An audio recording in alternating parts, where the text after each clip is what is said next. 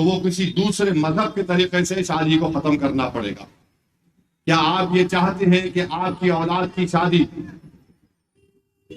نکاح کے ذریعے نہ ہو، خود میں نکاح نہ ہو، گواہ نہ ہو، مہر کا ذکر نہ ہو؟ یہ بی جے پی کرنا چاہ رہی ہے۔ دوسرا بی جے پی یہ کرنا چاہ رہی ہے کہ ہمارے ملک کے آئین کو تبدیل کرنا چاہ رہی ہے، اور اگر ہمارا ملک آئین تبدیل یا ختم کر کے نیا لکھا جائے گا تو اس میں سب سے بڑا نقصان دلتوں کو ہوگا، مسلم اقلیت عیسائیوں کو ہوگا، اور ہمارے بیکورڈ کلاس کے بھائی بہنوں کو ہوگا۔ مسلم اقلیت کا نقصان یہ ہے کہ موجودہ آئین میں مساوات، رائٹ ٹو ایکوالٹی ایک فنڈامنٹل رائٹ ہے، ہم اس سے محروم ہو جائیں گے۔ آرٹیکل 29 دفعہ 29 کے تحت اقلیتوں کو اس بات کی اجازت دی گئی کہ اپنی تہذیب کا تحفظ کر سکے، اور دفعہ 30 کے تحت ہم اپنے پسند کے تعلیمی ادارے کھول سکتے ہیں، چاہے وہ مدرسہ ہو، میڈیکل کالج ہو، انجینئرنگ کالج ہو، اسکول ہو، جس میں ہم اگر پرائیویٹ ہوگا تو ہم 100% اس میں جو اقلیت کھولتی ہے ان کے بچوں کو ایڈمیشن دیں گے۔ بی جے پی وہ ختم کر دے گی۔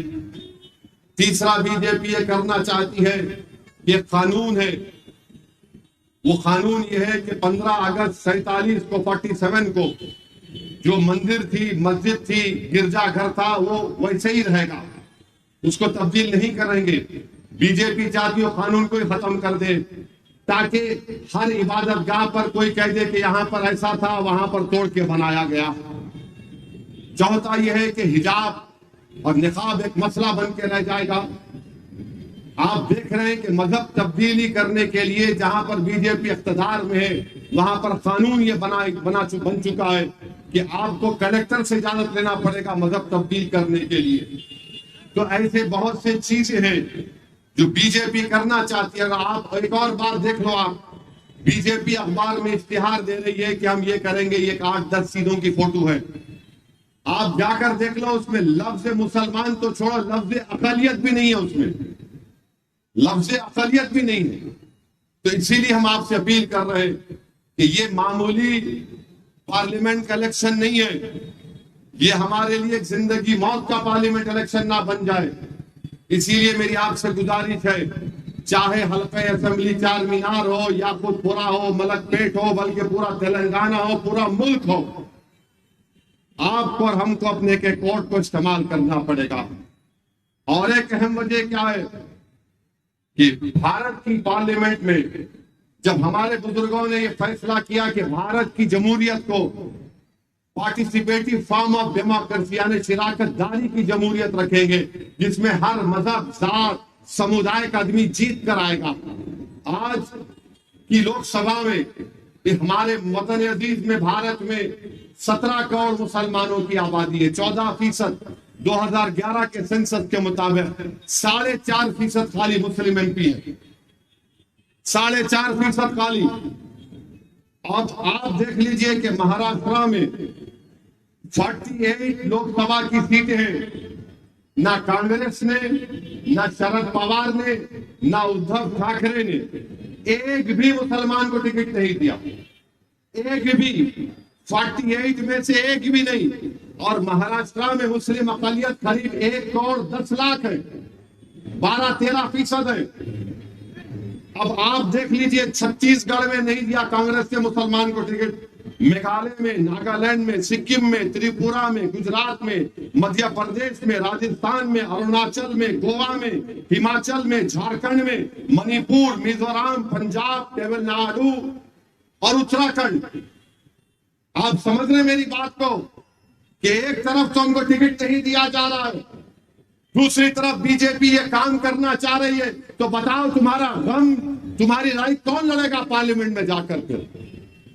تو اسی لیے میری آپ تمام سے گزارش ہے کہ آپ کے لیے، ہمارے لیے یہ الیکشن بڑا اہم ہے۔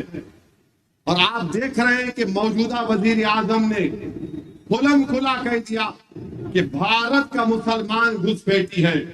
آپ بتائیے، اتنی بڑی آبادی، 17 کروڑ کی مسلم اقلیت کی آبادی، 133 کروڑ کا وزیر اعظم، اور یہ زبان، گھٹیا زبان استعمال کرتے اور کہتے ہیں کہ ہندو بہنوں کے گلوں سے منگل سوتر اتار کر مسلمانوں کو دیا جائے گا۔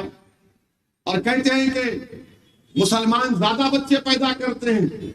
میرے عزیز دوستوں اور بزرگوں، وزیر اعظم کی زبان سے یہ الفاظ نکلنا، اگر آپ اس کے باوجود بھی بیدار نہیں ہوں گے تو خدا کی قدرت اور کچھ نہیں کر سکتی آپ کے لیے، ہمارے لیے۔ اللہ سبحانہ و تعالیٰ ان کے ہی زبانوں سے بلوانے لگا رہا ہے کہ تم جاگو، خواب غفلت سے اٹھو، تمہاری بربادی کا سامان یہ لوگ لے کر آ رہے ہیں، اٹھو، متحد ہو جاؤ، اپنے نمائندوں کو کامیاب کرو۔ یہ وقت انتشار کی کیفیت کو برقرار رکھنے کا نہیں ہے، یہ وقت اپنی انانیت کی تسکین کو پانے کا نہیں ہے، یہ وقت ایک سیسا پلائی ہوئی دیوار کی طرح کھڑے ہونے کا ہے۔ اور اگر آپ سیسا پلائی ہوئی دیوار کی طرح کھڑے ہو جائیں گے تو ملک کو بچا پائیں گے، ورنہ آج ملک میں نفرت اتنی پھیل چکی ہے کہ اتر پردیش کے یونیورسٹی میں ایک امتحان میں آنسر شیٹ میں 4 بچوں نے امتحان کا کوسچن پیپر کا جواب نہیں لکھا، لکھ دیا جے شری رام، اور ایگزامینر نے ان کو 50% مارکس دے دیے، کیونکہ ایگزامینر کو معلوم تھا کہ ملک کا وزیر اعظم صبح شام مسلمان مائنورٹی کرتا ہے، اس کو اپنی جان پیاری تھی، اور 50% مارکس مل گئے ان کو۔ بتاؤ آپ کیا ہے بھائی؟ میرے عزیز دوستوں اور بزرگوں، اسی لیے میری آپ تمام سے اپیل ہے کہ 13 تاریخ کے دن صبح 7 بجے سے شام میں 5 بجے تک ہم تمام کو کوشش کرنی چاہیے، بلکہ میں اپنے مجلسی رکار اراکین سے بھی یہ کہہ رہا ہوں، آپ سے بھی اپیل کر رہا ہوں کہ ہمارے پاس ایک ایسا گروپ تیار ہونا چاہیے جو لوگوں کو گھر سے نکالے۔ اگر آج کے اس مجمع سے اگر کوئی لوگ یہ طے کر لے کہ میں اپنے محلے کے 5 گھر کے لوگوں کو لے جا کر ووٹ دلاؤں گا، 5 گھر کی ذمہ داری میری ہے، تو یقین جانیے ہمارا پولنگ پرسنٹیج 45% نہیں ہوگا، 70-80% تک جا سکے گا انشاءاللہ تعالی۔ اور یہ کام آپ کریں گے نہیں کریں گے مجھے بتائیے؟ ایک آدمی 5 گھر کی ذمہ داری لے گا انشاءاللہ، خالی انشاءاللہ بول کے صبح میں بھول نہیں جانا۔ صبح اٹھیے، آپ طے کر لو یہ 5 گھر میں ذمہ داری میری، میں ان کو اٹھاؤں گا، جگاؤں گا، ان کو سمجھاؤں گا اور ان کو پولنگ بوتھ کو بھجاؤں گا۔ یہ آپ کو کام کرنا ہے۔ تو میرے عزیز دوستوں اور بزرگوں، وزیر اعظم کی زبان ایک عجیب و غریب زبان ہو چکی ہے کہ آپ کہہ رہے ہیں کہ منگل سوتر نکال کر دیا جائے گا۔ ملک کے وزیر اعظم، آپ اس طرح کی بات مت کریے، ورنہ ہمارے منہ میں بھی اللہ نے زبان دی ہے، ہم بہت دور تک جا سکتے ہیں۔ آپ بتائیے، جب کووڈ میں لاکھیں پانی میں تیر رہی تھی، وہ کس کا منگل سوتر تھا؟ بتاؤ آپ۔ وہ ہماری بہنیں جو بیوہ ہو گئی، ان کے منگل سوتر کا کیا ہوگا؟ اس وزیر اعظم نے آپ تمام کو لائن میں کھڑا کیا، 500,000 کی نوٹ غائب کر دی، سب کو لائن میں کھڑا کر دیا۔ اس وزیر اعظم نے پورے ملک کے غریبوں کو صرف آدھا گھنٹہ، 4 گھنٹے دیے اور کہا کہ لاک ڈاؤن۔ آپ پریشان ہو گئے۔ اس وزیر اعظم نے دارالحکومت دہلی میں آکسیجن کا انتظام نہیں کیا، لوگ مر گئے۔ دوائیں ہم کو دیر سے ملی کووڈ کی، لوگ مر گئے۔ یہ سب ہمارے ملک میں ہو رہا ہے، مگر ایک نفرت کی آگ پیدا کر دی گئی ہے۔ 10 سال میں بھارت کے وزیر اعظم نے ایک چیز میں کامیاب ہو گئے، وہ یہ ہے کہ مسلم اقلیت کے بارے میں شک پیدا کر دو۔ اور لوگ بولتے ہیں، مجلس کے مخالفین بہت بولتے ہیں، میں ان کو جواب دینا بھی نہیں چاہتا۔ میں آپ کو صرف بتانا یہ چاہ رہا ہوں کہ اتر پردیش میں جہاں پر بی جے پی کی حکومت ہے، وہاں پر عید کی نمازیں ایک مسجد میں 2 جماعتیں، 3 جماعتیں، 4 جماعتیں ہوئی۔ بڑے بڑے علماء کرام بلا لحاظ مسلک سے اپیل کی کہ روڈ پہ مت پڑو، 3 جماعت کر لو، 2 جماعت کر لو۔ اور آپ حیدرآباد میں ہیں، یہاں پر آپ کی جماعت مجلس اتحاد المسلمین ہے، جس کو آپ نے، آپ کے بزرگوں نے اپنے خون پسینے سے اس کو طاقت اور مقام دیا۔ اتحاد کی قوت پر آپ کی پہچان ہے۔ آج یہاں پر آپ ماہ مبارک میں تہجد کی نماز روڈ پہ پڑھ رہے تھے، نہیں پڑھ رہے تھے تہجد کی نماز۔ عید کی نماز وہاں پر 3 4 جماعتیں ہو رہی ہیں۔ سوچو، یہ اللہ کی نعمت ہے۔ میں احسان جتانے کے لیے نہیں کہہ رہا ہوں، یہ نعمت ہے میرے بھائی۔ تمہاری ایک جماعت ہے، تمہاری آواز ہے، تمہاری طاقت ہے۔ آپ اندازہ بھی نہیں کر سکتے کہ ملک کے کونے کونے سے لوگ پیغام بھیجاتے ہیں اسد صاحب ہم دعا کر رہے ہیں، ووٹ تو نہیں ڈال سکتے، تم جیت کے آنا، کوئی آؤ مت آؤ۔ یہ بے بسی کا عالم ہے۔ میں پوچھتا ہوں کہ تم کیوں نہیں ان کو بولتے؟ بولے ارے اس کا جیتنا نہیں جیتنا برابر نہیں ہے، تم ایک آ جاؤ میرے بھائی، کم سے کم کوئی ہمارے رونے کو سمجھے گا، کم سے کم ہماری تکلیف کو کوئی بیان کر سکے گا، کم سے کم بے باک طریقے سے تم لڑو گے ان کے سامنے۔ تو یہ الیکشن آپ کو اور ہم کو مل کر متحدہ طور پر اپنے ووٹ کا استعمال کر کے مجلس اتحاد المسلمین کو کامیاب کرنا ہے۔ اور یاد رکھیے، صرف میں آج دورہ کر رہا تھا یاقوت پورے میں، وہاں پر ہماری عزتدار ماں اور بہنوں نے بڑی محبت اور شفقت کے مظاہرے کیے۔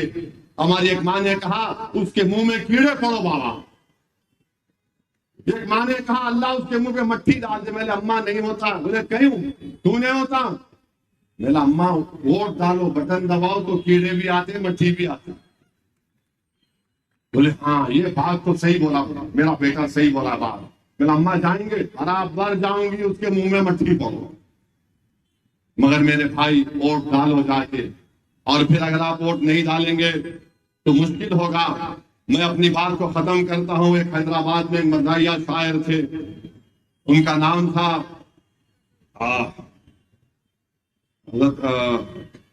غوث خامہ خاں۔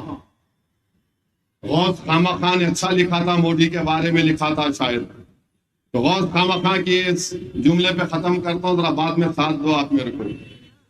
مسلمان عورتوں کی جھوٹی فکر ہے، روزانہ عورتوں پہ ظلم کر رہے، نہیں بولے تو سنتے نہیں۔ ہاں، کرنے کے جو کام ہیں وہ جیسے کہ ویسے ہیں، نہیں کرنے کے کام کر رہے، نہیں بولے تو سنتے نہیں۔ ہندو مسلم کر کو اپنے گھر کا راشن بھر لے رہے، دیش کے لوگوں کو بھوکا مار رہے، نہیں بولے تو سنتے نہیں۔ ریل بھی بیچتا ہوں، بی ایچ ایل بھی بیچتا ہوں، تم بولے تو چنچل گوڑے کی جیل بھی بیچ دیتا ہوں، کیسے تانا شاہی کر رہے، نہیں بولے تو سنتے نہیں۔ اب اس پہ آ جاؤ، انہوں بولے نا بچے بہت پیدا کر رہے، اس کے بچے اس کے بچے کتنے ہیں گنتے پھر رہے، دوسروں کے گھر میں جھانکتے پھر رہے، نہیں بولے تو سنتے نہیں۔ ان کا کیا کھا رہے، ان کا کیا پکا رہے، جھانکتے پھر رہے، غریب بھوکا مر رہے، نہیں بولے تو سنتے نہیں۔ حیدرآباد کا نام بدل کے بھاگیہ نگر رکھتے کتے، باپ کی جاگیر کئی کو سمجھ رہے، نہیں بولے تو سنتے نہیں۔ اب آپ لوگ اپنی اپنی بیگم کو لے کے جائیں گے 13 تاریخ کو، آواز نہیں اٹھائے تو ہاتھ کو اٹھا لو، نہیں تو پھر میرے کو نہیں بولنا پڑے گا، نہیں بولے تو سنتے نہیں۔ سنتے نا بات کو؟ ہاں دیکھو پاچا بھی مسکرا رہی عمر میں، ماشاءاللہ ہمارا شریک محترم جوان ہے آج بھی الحمدللہ۔ تو آپ تمام سے اپیل ہے 13 تاریخ کے دن ایک ہو کر پولنگ بوتھ کو جائیے، اس ملک کو بچائیے، اس ملک کی تہذیب کو بچائیے، اس ملک کی عبادت گاہوں کو بچائیے، اپنی تہذیب کو بچائیے، CAA کے غلط قانون سے اپنے آپ کو بچائیے۔ السلام علیکم ورحمۃ اللہ وبرکاتہ۔